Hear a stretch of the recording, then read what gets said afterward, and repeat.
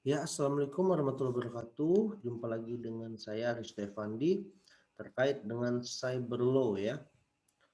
Nah, materi berikutnya kita akan membahas terkait dengan ujaran kebencian atau hate speech ya. Nah, di sini ujaran kebencian atau disebut hate speech. Nah, banyak sekali berita-berita yang tidak sesuai ya. Nah, ini di Medan ini ada berita tahun 2016 oh, ada fitnah ya bahwa seolah ada salah satu agama yang membakar kuil. Ini membuat pertikaian akhirnya. Kemudian ada kepolisian daerah Sumatera Utara berencana untuk terus menyelidiki kasus terhadap M, seorang perempuan di Tanjung Balai yang permintaannya untuk mengecilkan volume masjid. Nah, disebut sebagai pemicu kerusuhan sosial dan pembakar vihara. Nah, jika kasusnya dinilai kuat, ia bisa dikenai tuduhan penistaan agama walau disesalkan beberapa kalangan. Nah, jadi sumber berita ini malah menjadi fitnah ya. Nah, ini menjadi masalah juga dalam suatu pemberitaan cyber. Warga Cina mengamuk dan larang azan ya. Nah, terus dibales pendatang nggak tahu diri. Nah, akhirnya malah sengketa. Nah, ini ya. 6 piara dibakar buat saudara muslim semua rapatkan barisan. Nah, ini ya. Ini malah memanas-manasi nih si Ahmad Taufik. Nah, ucapan kebencian ini adalah tindak komunikasi yang dilakukan oleh individu atau kelompok dalam bentuk provokasi, hasutan ataupun hinaan ya. Jadi bisa memprovokasi, hasutan atau hinaan kepada individu atau kelompok lain dalam hal berbagai aspek ras, warna kulit, etnis, gender, cacat, orientasi seksual, warga negara, agama, dan lain-lain. Nah ini ya, modelnya ini menghina sebenarnya ya, provokasi, hasutan terkait dengan aspek-aspek berikut ini. Nah kemudian bentuk-bentuk ujaran kebencian ini bisa kita lihat juga di sini ada penghinaan, pertama pencemaran nama baik, kemudian penistaan, ya, ada perbuatan tidak menyenangkan, ada provokasi, menghasut, menyebarkan berita bohong. Nah, semua tindakan di atas memiliki tujuan atau bisa berdampak pada tindak diskriminasi, kekerasan, penghilangan nyawa, atau konflik sosial. Nah, jadi memang berbahaya ya ujaran kebencian ini. Nah, aspeknya ini ada yang menghina sukunya, ada yang menghina agama, aliran agama, menghina keyakinan, menghina ras, menghina golongan, warna kulit, etnis, gender, kaum difabel, dan orientasi seksual.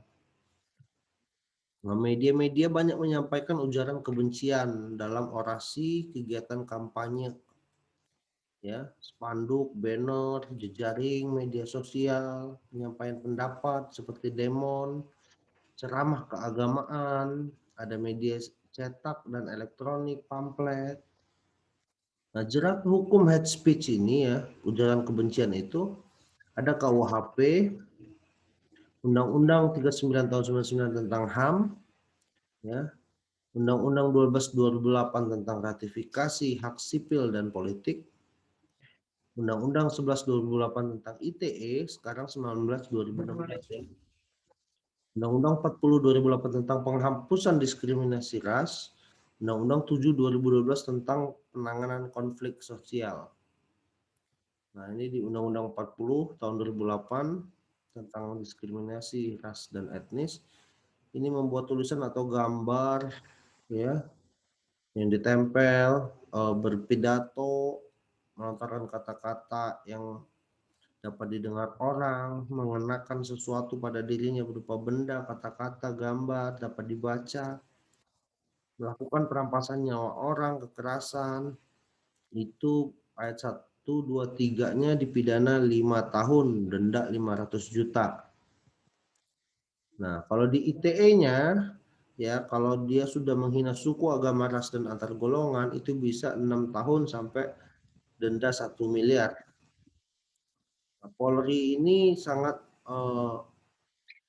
menanggapi ya terkait dengan ujaran kebencian ini. Ada surat edaran tahun 2015 ya, dikeluarkannya karena selama ini banyak anggota yang ragu-ragu antara kebebasan berbicara dengan penebaran kebencian.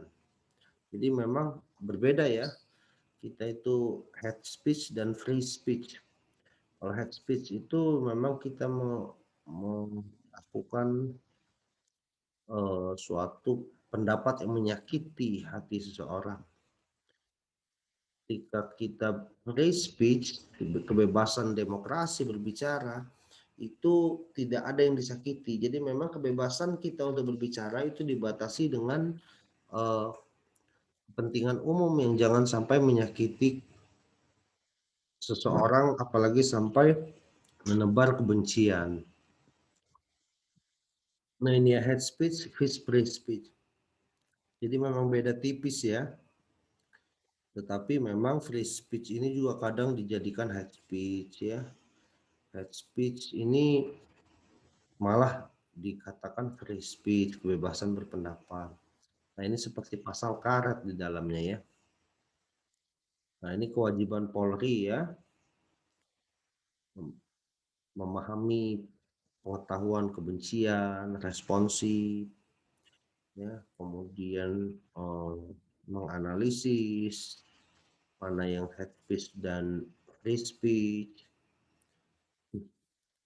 Nah ini memonitor, kemudian melakukan mempertemukan pihak yang diduga melakukan ujaran kebencian, mencari solusi. Nah, jika tindakan preventif sudah dilakukan namun tidak menyelesaikan masalah, maka dapat dilakukan upaya penegakan hukum. Ini ada pimpinan Komisi Hukum DPR ya, dikatakan jadi ini ditunjuk pada siapa, apakah semua warga negara dikenakan atau hanya ketakutan rejim pemerintah Jokowi atas kritikan saat ini. Kalau tujuannya agar tidak ada masyarakat yang kritik pemerintah, maka itu sudah kebablasan. Jadi harus dilihat ya, anti kritikkah atau memang punya unsur kebencian untuk mengkritik itu.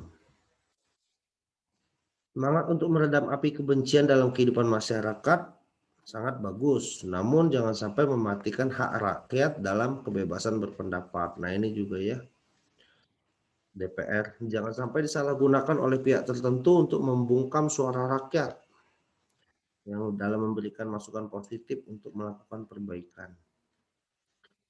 Nah, ceramah soal agama kafir itu bukan hate speech, tapi kalau sudah menyerukan kafir halal darahnya, nah itu masuk hate speech, kata salah satu politik ya. Nah ini ada surat edaran Kapolri menanggapi soal surat edaran juri bicara FPI, itu tidak perlu ditanggapi serius. Ini salah satu FPI Muhsin Alatas mengaku tidak takut dengan adanya ujaran kebencian. Hate speech is not free speech. Ya. Every time hate speech is permitted, it costs someone part of his or herself, part of their self-respect, or part of their sanity. It leaves people to serve and destroy society. Jadi kebencian, ujaran kebencian itu bukanlah kebebasan berpendapat, karena memang ujaran kebencian itu benar-benar memiliki maksud untuk merusak ya, dan menyakiti seseorang. Nih, sama dia tidak dilarang kita perang katanya di sini. Contoh kasus FPI ya.